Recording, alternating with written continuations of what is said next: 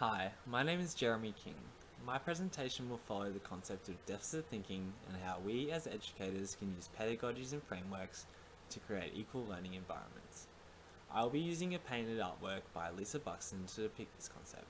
I'll narrate her analysis from her report, Ditching Deficit Thinking, to highlight her artwork's connection to the course concept. In my presentation, I'll follow the framework of the 4 R's and how educators can use this framework to challenge mythical norms and stop deficit thinking in our classrooms.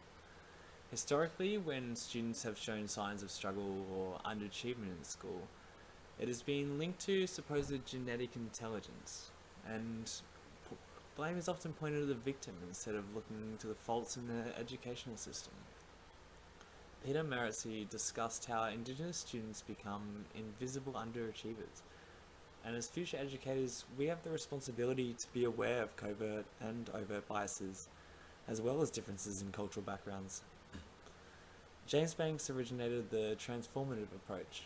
This framework positions students to see perspectives and content from different ethnic backgrounds. It is important to represent relevant role models for all students, and land-based learning pairs well with the transformative approach.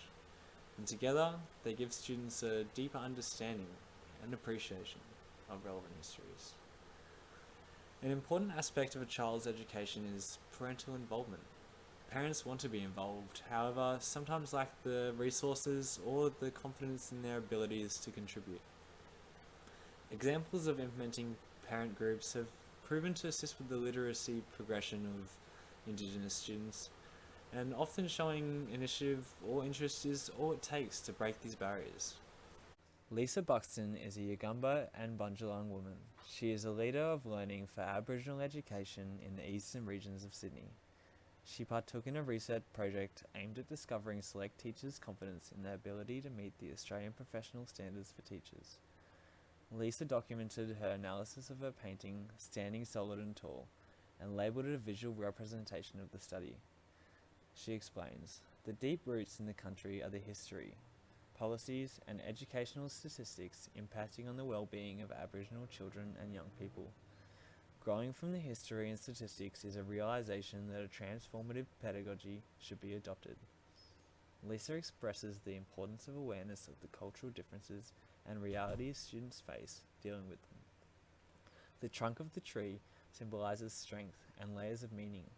The branches are the new directions. The leaves represent the findings of the study. The bright blue sky represents the unlimited potential and benefits that this new knowledge might achieve. Lisa additionally uses colour to express deeper meaning in her artwork. She uses yellow and orange to represent the spirit, moving between the realms of knowledge: physical, intellectual, emotional, and spiritual. The bright blue sky symbolises space for new knowledge and the potential benefits for Aboriginal and Torres Strait Islander children and young people at the cultural interface of schooling. The browns and the ochre represent the country, the foundation of knowledge. Lisa is very aware of the cultural deficits and problems young Indigenous students face. She expresses her goal of a brighter, more equitable future for young Indigenous Australians. I find illustrations are unique in the way that they display meaning. I particularly like how Lisa Buxton uses art to visualise the direction of her studies.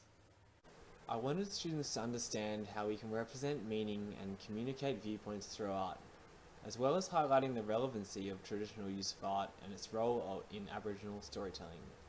We must understand how schools are agents of socialisation. They can spread mythical norms and covert messages without intention. However, the most important message pre-service teachers can take away from this is that every student has abilities and potential. We can improve our learning environments by applying the relevant frameworks and learning strategies. It is up to us to include these techniques in our classroom so we can identify more than just traditional giftedness. We need to be equitable and inclusive. We must inform ourselves of the history, and inform ourselves of what we can do in the future to make a difference.